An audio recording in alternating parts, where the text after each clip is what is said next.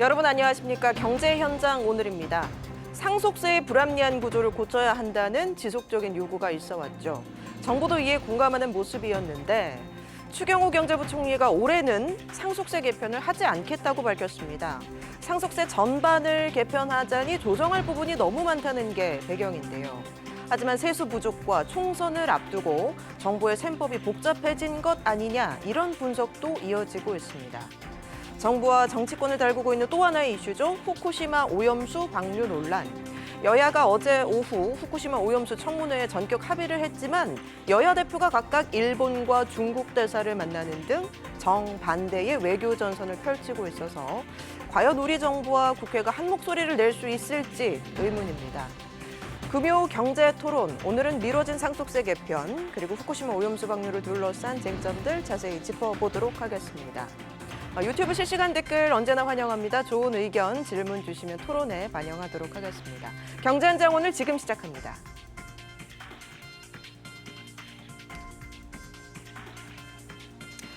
네, 금요 경제 토론 오늘 함께해 주실 두 분 소개해드리겠습니다. 정태욱 전 의원, 박원석 전 의원 두 분 모셨습니다. 어서 오십시오. 예, 안녕하세요. 반갑습니다. 네, 안녕하세요. 첫 번째 주제, 먼저 세금 관련된 내용부터 보겠습니다.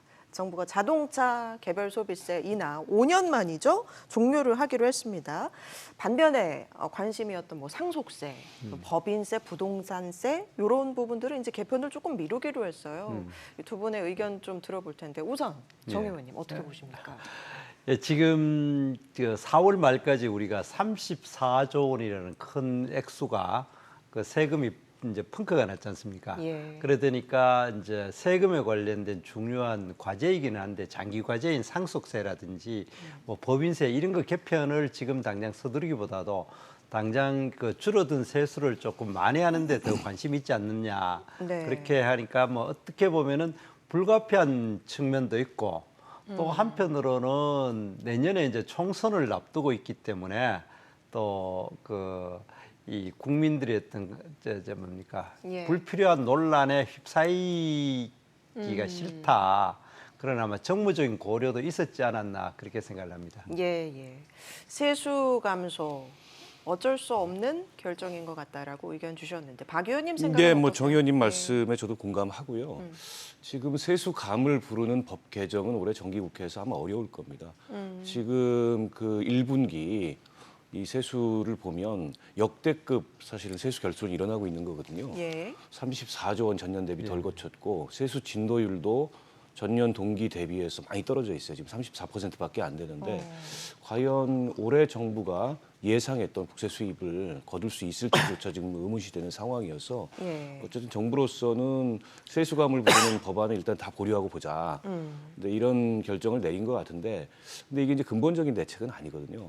지금 이게 수출 부진이나 또 이 기업 실적 감소에서 오는 거여서 뭐 정부가 세수감 부르는 법안을 연기한다 그래서 세수가 확대되는 건 아니고 좀 덜 줄어들 뿐이지. 예. 결국 이제 근본적인 대책을 찾아야 될 텐데, 근데 이게 이제 국제 경제 환경이나 이런 거하고 맞물려 있는 데다가 네. 국제 정치 환경까지 맞물려 있어서 그렇죠. 간단치는 않은 상황입니다.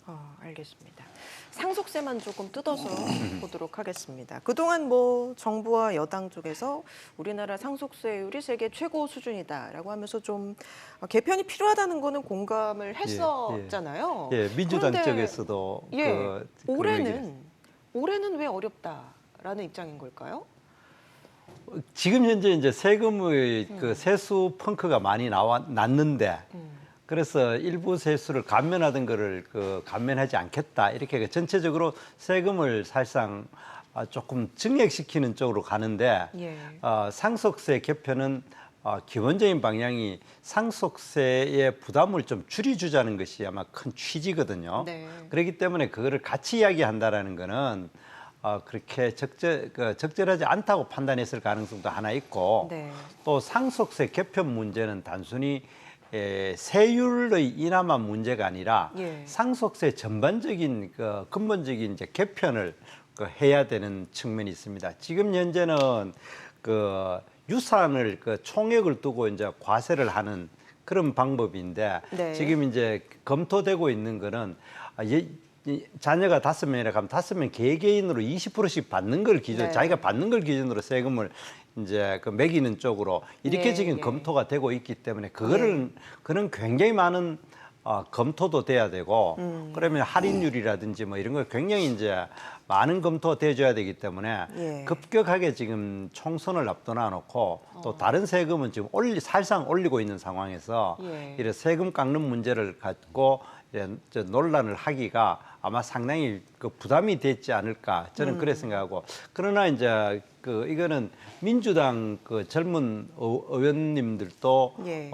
그 이 세제를 이래 상속세제 개편하자 이렇게 이야기했을 정도로 상당히 이제 국민적인 그 공감대를 형성해 가고 있는 과정이거든요. 예. 그래서 기획재정부에서는 상속세제 개편에 대해서 아마 내부적인 연구까지는 시작했는 걸로 알고 있습니다. 그걸 이제 우리 국민들에 내놔놓고 토론을 붙이기에는 아직 지금 상황이 아니다. 이렇게 가지고 아마 추경호 장관께서 네. 상속세와 법인세에 대해서 재산세에 대해서 올해 내에 개편은 없다. 그렇게 이야기한 것으로 저는 이해하고 있습니다. 네, 네. 유산 취득세로 변경하는 그 큰 틀에는 공감을 하지만 지금 여러 가지 상황을 봤을 때 지금은 아니다라는 말씀 해주셨는데요. 이게 상속세 개편을 마지막으로 한 게 1997년이었습니다. 26년 전인데요. 당시하고 지금을 비교해 보면 물가나 자산 가격이 비교할 수 없을 만큼 올랐어요. 예. 근데 지금 이제 우리 같은 경우에 10억이 공제 범위지 않습니까? 그러니까 10억이 넘는 상속 재산에 대해서 과세를 하는데 네. 과거에는 뭐 집 한 채가 10억이 안 되는 경우가 대부분이었습니다. 어, 때문에 이게 아주 특별한 그 이 부유층만이 내는 세금이었는데 지금은 그렇지가 않아요. 서울에 아파트 한 채만 있어도 이게 10억이 넘는데 그러면 이제 상속세가 특별한 부유층이 아니라 웬만한 중산까지 해당하는 세금이 될 가능성이 높거든요. 예, 예. 그래서 과거와는 이 자산 가격이나 이런 게 달라졌기 때문에 상속세 개편이 좀 필요하다라는 의견이 있는 건 사실이고 예. 또 한 가지 이제 세제의 선진화인데 이게 지금 우리는 유산세 제도거든요. 예, 예. 그러니까 이 상속 물려주는 사람의 유산 전체에 대해서 이 과표에 따라 세율을 부과하는 제도인데 그렇죠. 선진국 대부분 그 상속세가 있는 나라들은 이제 유산 취득세입니다. 그러니까 각자 취득받는 몫에 대해서 예. 이제 세율을 적용하는. 예, 예. 이게 만약에 지금 20억을 부모님으로부터 물려받는다 그러면은 40%의 세율이 적용이 돼요. 상속받을 대상 모두에게. 이게 불합리한 거죠. 예. 근데 그걸 만약에 누구는 잘라서 10억을 받고 누구는 5억을 받는다 그러면 세율이 30%, 20% 이렇게 떨어지거든요. 예. 그런 점에 비추어 봤을 때 지금은 다소 이제 상속 세제가 불합리하게 돼 있기 때문에 이걸 좀 선진화하자는 취지에서 기획재정부에서 아마 TF까지 만들어가지고 내용 검토를 한 것 같아요. 근데 말씀하셨다시피 이게 세수감을 유발하는 거기 때문에 지금처럼 이렇게 세수 결손이 나는 상황에서 올해 정기국회에서 이걸 하자라고 하는 게 정치적으로 좀 상당히 부담스러운 상황이 아닌가 싶어요. 예, 예. 최근에 이 상속세 문제가 또 조금 이렇게 국민적인 예, 관심을 예. 모은 게 재벌들도 예. 뭐 대출을 받아서 지금 예. 상속세를 예. 나눠내는 예. 뭐 이런 소식들 전해지지 않았습니까? 예. 그러니까 지금 이제 상속세의 문제는 이제 중산층에까지 실질적으로 이것이 이제 그 영향을 미치는 측면이 하나 있고 예. 또 한 가지는 이제 우리나라가 이제 경제 성장을 본격적으로 한 지가 5, 60년이 다 돼 가니까 그 이제 가업을 일으킨 분들이 이제 돌아가시는 시기가 왔어요. 네. 그러니까 이게 가업 승계의 문제와 직접 관련이 돼가지고 아까 재벌 그 2세, 3세들에 대해서 네. 상속세가 문제도 되지만은 또 중소기업들 있지 않습니까? 이쪽에서도 그 사실 요즘은 외아들 아니면은 뭐 무남 동료 이런 경우도 많은데 이 세금을 엄청나게 상속세로 내버리고 나면 가업이 승계가 안 되고 이 사실상 폐업하는 경우가 굉장히 많습니다. 그래 돼 가지고 이제 가업 중소기업에 한해서는 가업 상속세를 약간 유예하는 제도가 있는데 예. 우리나라에서는 그게 거의 그 이용률이 낮은 1년에 뭐 이용률이 100건도 잘 안 될 정도로 낮아요. 예. 그러다 보니까 상속이란 것으로 해가지고 그 개인이나 한 가문이 참 이 그 경제를 일으켰는데 예. 그분이 돌아가시니까 그게 막 폐업돼 버리는 게 허다하게 나니까 이거는 단순히 그 부의 대물림을 막자 뭐 이런 차원을 떠나가 가업 그러니까 이 우리나라는 특별히 그 2세, 3세까지 가업을 이어가는 경우가 굉장히 적지 않습니까? 예. 그 이유가 가장 큰 이유가 이 상속세라는 것이 지금 이제 의견이 모아지고 있거든요. 그래 되기 때문에 그 상속세를 좀 개편하자. 그런 의기 있고 그다음에 이번에 이제 직접적으로도 이건희 회장이 돌아가시고 난 다음에 뭐 몇 조의 세금을 내기 위해 가지고 은행 대출을 낸다라든지 네, 삼성과 세 모녀가 뭐 4조 원대 주식담보대출을 받았다고 하죠. 그래 하고 그다음에 또 넥슨이라는 데서 그 이제 그 원래 창업주께서 뭐 불의의 일로 네. 하니까 부인하고 딸들이 받은 거를 그 29.8%인가를 국가에 내니까 이 정부가 그 이대 주주가 30%의 돼버렸죠. 이대 주주가 된다. 예. 이거는 이 자본주의 체제에서는 그리 합당하냐라는 것에 대해서 상당히 많은 사람들이 이렇게 공감을 하는 것 같아요. 그래가지고 뭐 급하게 할 거는 아니지만은 전반적으로 이 이제 제도는 좀 한번 깊이 있게 개편할 필요가 있지 않느냐 네, 그래 네. 하고 있습니다. 네. 그러니까 이 가업 승계라는 측면을 들여다 보긴 해야 되는데 사실은 저게 경영권 때문이거든요. 경영권에 집착하지 않으면 아무 문제가 안 생깁니다. 어쨌든 부의 무상 이전에 대한 세금이기 때문에 내고 나머지를 어쨌든 이전을 받으면 되는 건데 삼성이 지금 주식을 담보로 대출을 받아서 세금을 내는 이유도 주식으로 낼 수 있습니다. 세금을.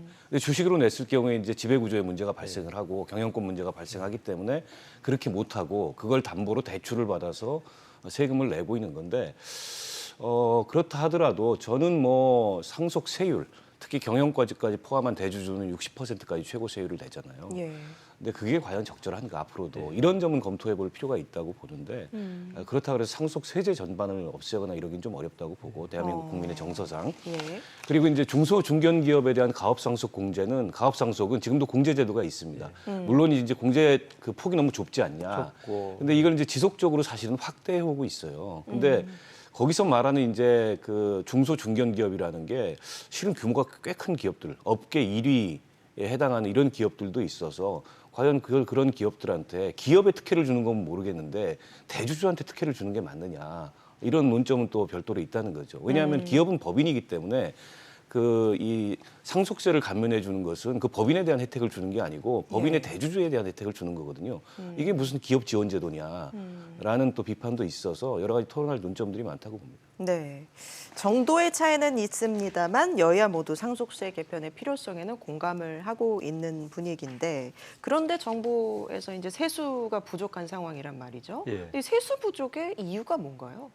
뭐 그거는 이제 언론에서 워낙 많이 나왔지만 가장 큰 이유는 직접적으로 세목 자체는 이제 그 법인세가 아주 굉장히 적게 거디는데 그 법인세가 적게 거디는 가장 큰 이유는 반도체 수출이 잘 안 돼가 그런 거거든요. 예. 그러니까 우리나라가 그 실제로 반도체가 전체 수출액의 약 한 20% 넘게 차지하고 있었지 않습니까?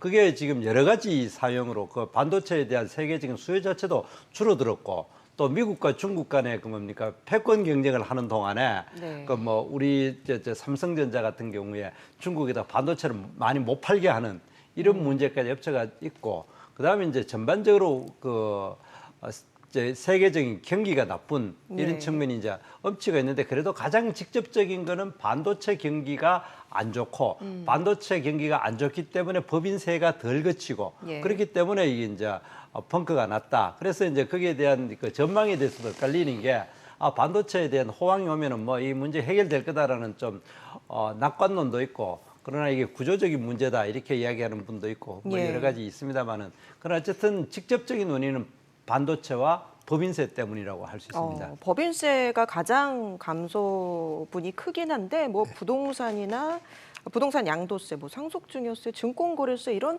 자산 관련 세금도 많이 줄었어요. 그렇죠. 그거는 이제 세수 기반이 좀 약화된 측면이 있습니다. 감세 정책이 있었잖아요. 종합부동산세 세율 낮추고 그다음에 법인세도 작년에 1% 예. 줄이고 그래서 지금 이 코로나 경기와 맞물려서 구조적인 어쨌든 불황이고 저성장 국면에서 저런 감세를 하는 게 맞느냐 이제 이런 논란이 있었음에도 불구하고 어쨌든 정부가 했습니다. 근데 추가적인 감세를 또 하기에는 지금 부담스러우니까 뭐 상속세제 개편이니 부동산 세제 개편이니 이런 거 다 이제 미루는 분위기인 것 같고 예. 앞서 말씀하셨듯이 가장 큰 원인은 수출 부진, 실적 이 부진입니다. 그리고 아까 반도체 키워드를 말씀해 주셨는데 또 하나의 키워드가 있다면 중국이죠. 특히 대중국 수출이 급감했고 그렇죠. 우리가 중국과 그 기존에 무역에서 이 적자를 봤던 적이 없는데 지금 오히려 적자로 돌아선 상황이거든요. 근데 이건 이제 정치적인 문제이기도 해요. 비단 순수한 경제적인 문제뿐만이 아니라 그래서 반도체 또 중국 수출 이 다 이제 중국과 관련된 문제인데 대중국 관계를 어떻게 풀 거냐 여기에 대해서 정부가 안을 내놔야 됩니다.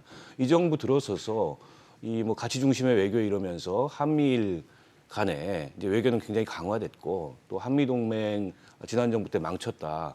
한미 동맹 강화에 치중해야 된다. 뭐 저는 인정하는 측면이 있는데 근데 문제는 중국은 현실적으로 우리의 최대 교역국이에요. 근데 중국하고 의미 있는 외교적 접촉이 전혀 없었습니다. 현 정부 들어서서. 그리고 뭐 어제만 하더라도 중국 대사가 굉장히 강한 톤으로 우리 정부를 비난하는 예. 이게 살얼음판 같은 상황이 지속되고 있는데 경제 현실을 고려했을 때 대중국 관계를 어떻게 풀 건지 특히 이제 이 중국과의 경제 현안을 어떻게 풀 건지 그에 대한 예, 예. 대책이 좀 있어야 됩니다. 근데 그 이제 부동산세 관련해 가지고 예. 보면은 저도 이제 지금의 여당 쪽에 몸담았던 사람으로 이렇게 보면은 지난번 이제 대선하고 지방선거에서 수도권에서 비교적 그 이제 국힘당이 선전한 가장 큰 원인이 제가 보기에 그 전에 문재인 정부 때 이제 부동산 세금이 과도하게 올랐는 것 때문이거든요. 예. 그렇기 때문에 이제 제가 생각에 이 부동산 경기가 굉장히 깔아앉아 가지고 세수가 굉장히 줄어들었는데 그걸 만회하기 위해 가지고 세금을 다시 올린다라는 거는 정부 여당 입장에서는 거의 자살행위 비슷하기 때문에 그거는 그 손대기가 쉽지가 않을 거라고 생각을 하고요. 그다음 이제 대중국 문제에 있어 가지고 지금 어제 이재명 대표도 그러고 그다음에 이제 굉장히 그 일개 진짜 뭡니까 그 대사가 네. 우리나라를 그 협박하듯이 그 이야기를 했는데 어제 자기- 이재명 민주당 대표가 중국 대사관을 예, 중국 찾아가가지고 대사를 만난 그것도 이야기. 굉장히 적절하지 않다고 봐요. 그 왜냐하면 우리나라에 와 있는 중국 대사는 중국 그 외교부의 과장급이거든요. 그런데 북한에 가 있는 사람은 한 차관급을 보냅니다. 그런데 그 한 일개 과장급 정도 되는 대사가 우리나라 국민을 두고 사실상 반협박하듯이 반이 아니라 실제로 노골적인 협박을 했지 않습니까? 그거를 그 또 우리 야당 제1당 대표가 예. 야당 대표가 그까지 찾아가까지 하는 게 과연 바람직했느냐. 근데 그거는 너무 정치적인 논란은 그렇다 치고 현실적으로 그러면 중국하고 사이가 좋았다 하면은 지금 중국하고 수출이 잘 됐겠느냐? 예. 그는 아니라는 거죠. 왜냐하면 중국이 이제까지 예전에 이제 수출을 하는 구조가 한국에서 중간재를 수입해 가지고 그다음 그거를 완제품을 만들어 가지고 수출하는 구조였는데 중국 자체가 워낙 여러 가지 중간재에 대해서도 이미 한국의 각종 제품에 대한 경쟁력을 따라냈기 때문에 예. 한국이 지금 도저히 이제 중국에 팔아먹을 게 없어졌기 때문에 그런 거지. 지금 이거를 그냥 상하이 민 대사가 이야기했듯이 뭐 중국에서 우리가 밑보여 가지고 저기 했는 거냐? 그거는 아닌 것 같습니다. 예. 다만 이제 한 가지 미국과 중국 간에 이제 패권 경쟁을 하는 사이에서 뭐 일부 뭡니까? 우리가 여러 가지 눈치 봐야 될 게 많은 거. 그 부분에 대해서는 우리가 뭡니까?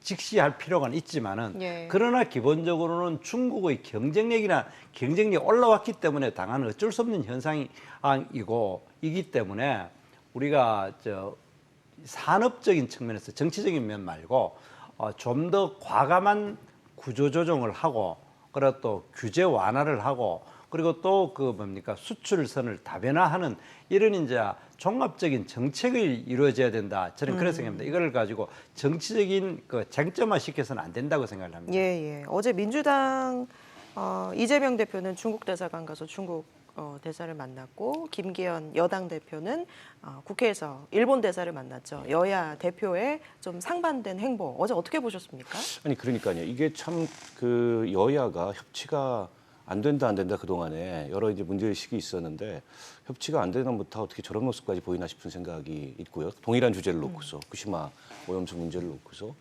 저는 이재명 대표가 그러니까 주한 중국 대사의 관저로 간 거는 부적절했다고 봅니다. 왜냐하면 뭐 의전적인 측면에서만 보자면 야당 대표는 국가 의전 서열 8위예요. 이재명 대표가. 근데 싱하이민 중국 대사는 중국 외교부의 국장급입니다. 근데 그걸 관저까지 찾아가지고 만나는 게 과연 맞느냐. 과거에 이제 여야 정당 대표들이 중국 대사의 관저 만찬에 초대받아서 가는 경우가 있는데 가더라도 그걸 공개 일정을 한 적이 없어요. 왜냐하면 그 어떻게 실무자급인 중국 예. 대사를 마치 무슨 예방한 것 같은 모습을 보일 수 있기 때문에 또 유튜브에 30분 동안 생중계도 가도 비공개로 했잖아요. 갔습니다. 근데 이건 전 국민이 보는 그런 예. 이 상황에서 중국 대사가 열 몇 장짜리 메시지를 써가지고 우리 정부와 외교 정책을 비난하는 그런 메시지를 내는 판을 이 제1야당의 대표가 깔아준 거예요. 굉장히 부적절했다고 생각하고 물론 야당으로서 정부의 외교 정책에 대해서 비판하고 문제 지적하고 또 지금 대중 그 관계가 악화됐기 때문에 예. 그걸 회복을 하기 위한 야당 차원의 노력을 할 수 있습니다. 외교적인 노력을. 근데 그렇다 하더라도 그 방식이 매우 부적절했다. 이건 제가 지적하지 않을 수 없고요. 그리고 마찬가지로 김기현 대표도 그 일본 그 방사능 위험 문제에 대해서 국민들이 지금 되게 우려하고 있어요. 예. 후쿠시마 오염수. 예. 그런 우려를 전달하면 되지. 그리고 일본 측에 어쨌든 이 문제에 대해서 과학적이고 엄밀한 검증을 얘기하면 되지. 우리는 무슨 뭐 선동이나 괴담에 휘둘리지 않겠다라는 식으로 그건 오히려 일본 입장에서 예. 일본을 방어하는 듯한 이런 일본 스탠스를 사람이 그런 이야기를 해야죠. 이런 취할 필요가 없는 거예요. 대한민국 여당 대표가. 예, 예. 근데 그런 면에서 그 메시지도 저는 굉장히 부적절했다고 생각해요. 사실 이 후쿠시마 오염수 처리 문제, 국민 안전 먹거리 문제인데 좀 정쟁화되는 게 예. 우려스러운 그런 상황이에요. 그러니까 이제 우리 국민들한테는 트라우마가 있지 않습니까? 특히 이제 야당이 막 선동을 해가지고 있잖아요. 소고기 뭐 광우병 광우병. 사태 네. 저 미국산 소고기 먹고 뇌에 구멍이 뽕뽕 뚫린다 뭐 그런 식으로 한 적도 있고 또 사드 그 전자파에서 사람이 튀겨가지고 뭐 통닭 튀기듯이 된다 뭐 이렇게 했는 사례가 있어서 이제 그걸 경계하자 이렇게 있는 측면이 하나 있고 예. 또 한 가지는 이제 민주당 쪽에서는 이걸 과도하게 정쟁화시키고 있지 않는가 예. 그런 생각을 합니다. 그러나 이제 우리가 좀 더 객관적인 상황을 보면은 이제 일본 자체에서도요. 예. 일본 자체에서도 이 오염수 방류에 대해서 찬반이 뭐 상당히 이래 나눠지고 있거든요. 네. 그런데 우리가 우리 정부 내지 여당이 너무 앞장서 가지고 일본을 두둔하는 모습은 뭐 그렇게 보기 좋지는 않고 아까 예. 우리 의원님 이야기하셨듯이 이거는 과학적으로 예. 객관적으로 IAEA라는 그 국제 신뢰할 만한 국제 기구가 있지 않습니까? 예. 그리고 WHO 또 있고 이런 데에다가 객관적으로 맡기자라는 정도를 했으면 더 국민들한테 신뢰를 받았을 게 아닌가. 그리고 이제 야당에 대해서는 너무 저거 하지 마라, 선동질 하지 마라. 그렇게 이야기하고 좀 더 이제 국민들에게 중립적인 모양을 보였으면 더 좋았지 않는가. 저는 그렇게 생각합니다. 예. 전 두 가지 지적을 하고 싶은데요. 이게 이제 과학과 정치가 막 얽혀 있는 그런 문제인데 지금 현 정부와 여당은 정치에서 실패를 하고 있다고 생각해요. 왜냐하면 이 문제에 대한 우려는 있는 겁니다. 국민들 사이에서. 그럼 국민들의 우려를 반영해서 어쨌든 일본에게 우리가 최대한의 기준치를 올려가지고 이 문제에 대한 검증을 요구하고 IAEA가 유엔 산하의 국제기구인 건 맞지만 여기는 원자력 산업을 진흥하는 기구입니다. 그리고 해양 방류를 먼저 일본 정부에 최초로 권고했던 그런 기구이기도 해요. 그리고 IAEA가 지금 일본 이 도쿄 전력을 상대로 하고 있는 거는 검증이라기보다도 테크니컬 이 어시스턴트에 비슷해요. 예. 그러니까 기술적 지원 비슷한 걸 하고 있는 겁니다. 때문에 IAEA로 모든 이 검증의 책임을 돌리면서 IAEA가 해도 좋다 그러면 우리 정부는 오케이다라고 하는 태도는 저는 뭐 100% 옳다고 생각하지 않고요. 예. 다만 이제 일각에서 나오는 정말 괴담 같은 얘기, 또 일부 이제 그 과학자나 학자들이 마셔도 된다. 그렇게 안전하면은 뭐 상수원으로 갖다 써라. 예, 이런 예. 식의 공방을 주고받는 거 굉장히 부적절하다고 말씀하셨는데 생각하고 예.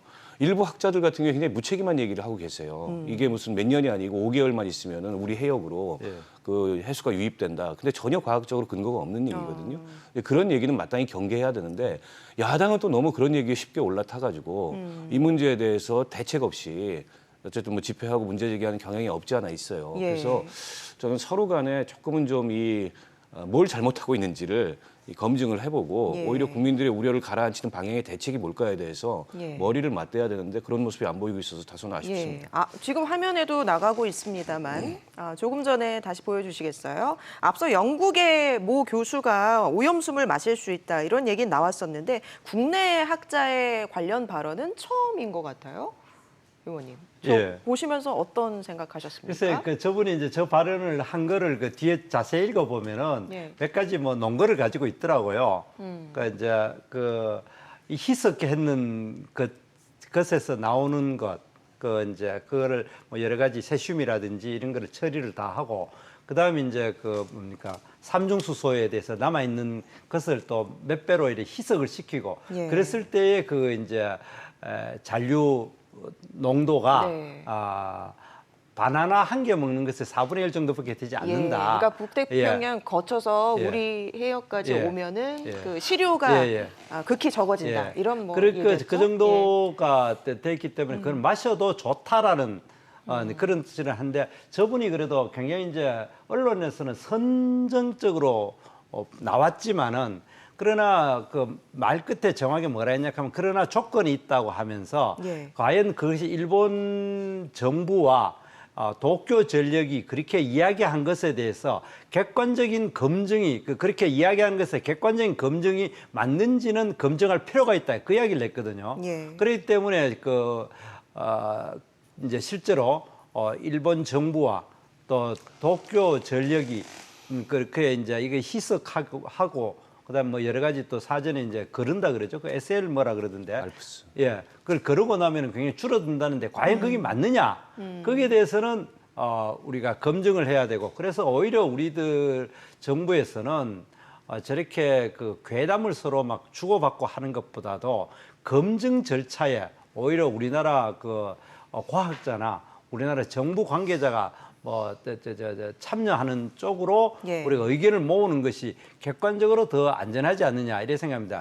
특히 이제 정쟁과 관련해 가지고 양쪽에서 전부 다 이야기한 것이 야당 쪽에서는 우리 수산업에 종사하는 사람들에서 큰 피해가 있을 거다, 이렇게 이야기를 하고 방류를 하면은, 그리고 또 이제 여당 쪽에서는 너들이 자꾸 그렇게 이 오염수에 대해서 위험을 과장하면은 야당 어민들에게 피해가 있을 거다. 똑같은 어민에 대해서 서로 다른 쪽으로 지금 공격을 하고 있거든요. 예. 그래 되어 있기 때문에 이 부분에 대해서는 객관적인 검증의 절차에 얼마나 합리적으로 우리가 검증하느냐. 네. 아까 이원석 의원님 말씀하셨듯이 국제기구가 하는 것에 대해서도 우리 과학자들이 더 투명하게 참여하는 것에 좀 더 방점이 두어진다면은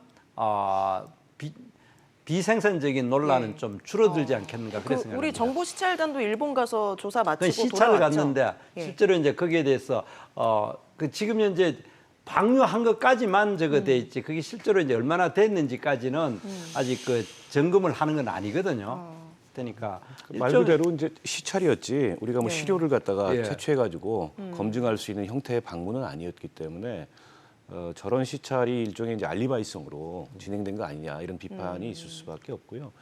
저는 이게 이제 국민의 생명 안전과 직결된 문제이기 때문에 우리가 검증의 기준을 높이면 높일수록 국민들이 느끼는 안도감이 좀 높다고 봐요. 근데 그런 점에서 초기에 이 논란이 진행될 때부터 특히 윤석열 정부 들어서가지고 너무 이게 일본 측 마치 변호인처럼 안전하다, 문제 없다, 국제기구도 문제 없다 그러는데 아직 결론 안 냈거든요. 예. IAEA도. 이달 중에 나올 예정이죠. 게다가 이제 IAEA가 일본 도쿄전력이 그걸 처리하는 그 처리 과정을 보니까 이게 과학적 기준에 부합하고 안전하다는 거지, 저게 방류됐을 때 일종의 해양 생태계에 미치는 영향, 생물학적 축적을 통해서 그게 미칠 영향, 이런 것 등에 대해서는 정밀하게 지금 검토를 안 한 상황이거든요. 예. 때문에 무조건 IAEA만 우리가 이제 거론하면서 안전하다 이렇게 할 문제가 아니고, 네. 심리적으로 국민들이 안정감을 느낄 수 있도록 정부가 허들을 더 높여야 된다. 일본한테 요구하고 이걸 좀 주문하고 싶고요. 과거에 이게 이제 광우병하고 다른 점은, 광우병 때 논란이 많았잖아요. 거기 과학적 사실, 그러니까 인간 광우병 발병 가능성을 둘러싼 과학적 논란이 많았는데, 이명박 정부는 당시에 촛불 시위했던 분들의 요구를 받아들여서 재협상을 했어요. 그 재협상을 해가지고 30개월령 이상의 살코기만 들어옵니다. 뼈라든지 내장이라든지 이게 미국산이 못 들어와요, 대한민국에. 그때 미국에서 요구했던 거 그거 다 들어오는 걸 요구했고, 그 원령 제한이 없는 걸 요구를 했는데, 그나마 그런 국민들의 우려나 걱정 때문에 협상에 지렛대가 생겨서 그걸 가지고 협상을 한 거죠. 그러면서 정부가 약속했던 게 추가 협상을 더해서 앞으로 대만이나 일본처럼 20개월령 미만만 들어오게 하겠다라고 예. 했는데 그런 약속은 지켜지지 않았어요. 지금도 마찬가지라는 겁니다. 국내에서 정부나 야당이나 언론에 국민들의 이런 우려나 비판을 지렛대 삼아서 일본을 상대로 훨씬 더 허들을 높이는 그런 식의 이제 이 외교를 해야 되는데 너무 그 무장 해제를 일찍 해버렸어요, 이 정부가. 그렇다 보니까 국민들이나 야당의 그 비판의 명분이 생기고 또 국민들의 우려도 커지는 거 아니겠습니까? 네. 그런 점에서 저는 정치에 실패하고 있다고 계속 말씀드리는 예, 겁니다. 지금 양당이 검증특위 예. 만들기로 하지 않습니까? 예. 이거 어떻게 운영이 돼야 된다고 보세요? 그래서 그런 이제 과학적인 측면이 있기 때문에 정말 싸우지 말고 예. 이야기를 해야 되고 또 이거와 직접적인 연관되는 것이 중국이 이제 우리나라 서해안 연안 자기들 입장인 동해안 쪽에다가 집중적으로 약 한 뭐 68개인가 원전을 방류하는데 거기에 보면은 이 삼중수소가 뭐 엄청나게 높게 나온다 그러지 않습니까? 그 문제도 같이 문제를 제기해야 되지 않는가 저는 그렇게 생각을 합니다. 맞습니다. 저 예. 전적으로 동의하고요. 짧게. 예. 우리 원자력 발전소들도 그런 방사성 물질을 해양 반류를 하고 있습니다. 여기에 대해서 전체적으로 묶어서 문제 제기를 해야지 후쿠시마만이 문제가 아닙니다.